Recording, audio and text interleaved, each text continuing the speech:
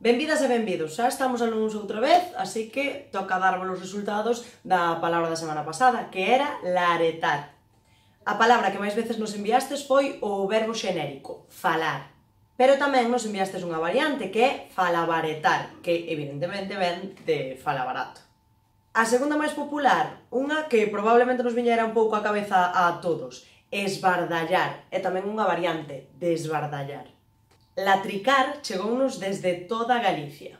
É unha palabra que se toma do mesmo étimo que ladrar, palabra que, por certo, tamén nos enviastes. Tamén recibimos laricar, que supoñemos que é unha variante de latricar, porque o significado que está recollido para esta palabra é entreterse en cousas sen importancia. Outra das máis populares é a que puxemos precisamente un exemplo, laretar, pero houbo festa de variedades. Larear, laretear, larapetar, larafetar, larapexar, laratuxar e laretexar. Puxemos a palabra laretar para que nos enviarades sinónimos co significado de falar moito, non co significado de falar mal de alguén, pero, aínda así, recibimos bastantes con este último significado que podemos comentar. Por exemplo, criticar, marmurar e marmular, rexoubar e rexubar, palabra que puxemos de exemplo nun Instagram.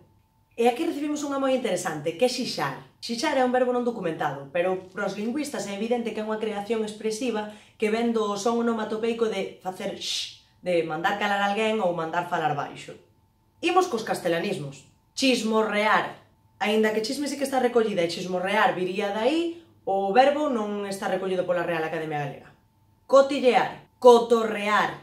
Nin cotorrear nin cotorra. Poderíamos dicir en tal caso cacarexar, que tamén non la enviastes, por certo. Cuchichear. É palicar, nin palique, nin paliqueiro. Son todo castelanismos, ou xa que esa expresión que utilizamos tantos e que tantos de vos nos enviastes de darlle o palique, castelán. Imos coas acepcións dubidosas que non constan, que non están recollidas, esas cousas. Babuxar é a acepción dubidosa porque o significado que está recollido é o de chover miúdo. Chafallar, tamén dubidosa, aínda que supoñemos que é un uso figurado. Labicar non consta, aínda que tería sentido por vir del labio. Lingoretear non consta, pero é evidente que ven de lingoreteiro. E langoretar, que non está aceptada. Tamén recibimos largar, que non está recollido pola RAE.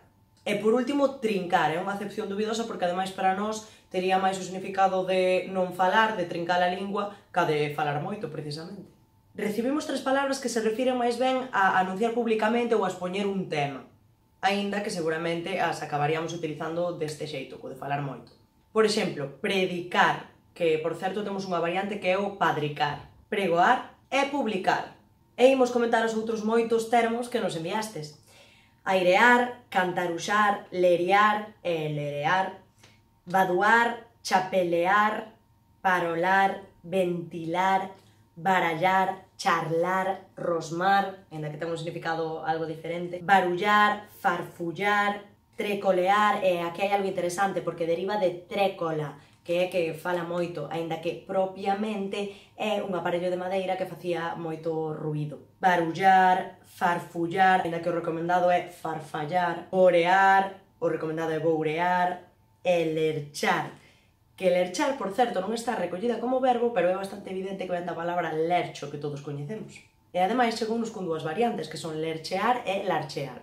E creo que esta semana é a vez que recibimos máis expresións con diferenza, pero máis ou menos moitas delas andan alrededor de darlle a lingua, de andar ao conto, de darlle ao pico, de estar de leria... Pero escollemos 4 que nos pareceron interesantes. Darlle a sen oso, estar de lepe, ser un desbastalinguas e ser como unha máquina de mallar.